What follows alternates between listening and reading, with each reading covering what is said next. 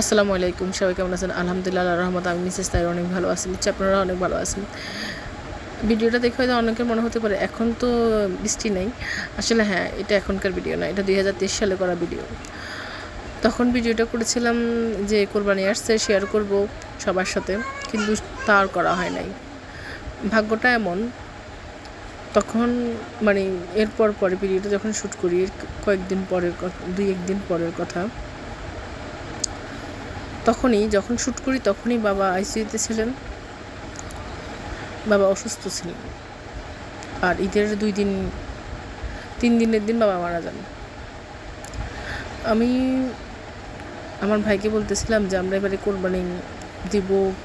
মা বলতেছে আমাকে ডেকে যে আমরা কি আসলে গরু কেনার পথ তো কেউ নাই, সবাই হসপিটাল দৌড়াদৌড়ি করতেছি, বাবা আইসিইউতে ভর্তি।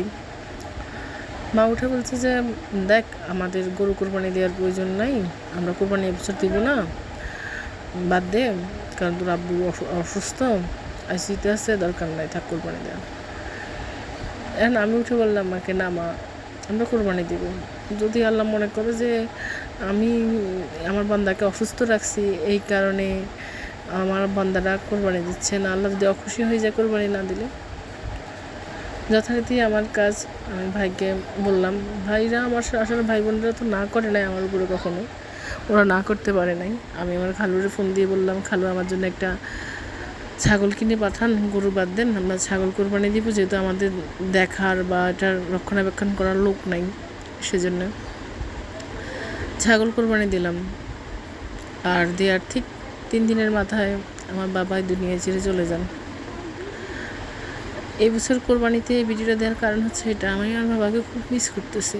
বাবাও নেই, কোরবানি দিয়েছি, কোরবানিতে চলছে। সবাই আমার বাবার জন্য দোয়া করবেন, আল্লাহ যেন আমার বাবাকে জান্নাতবাসী করেন।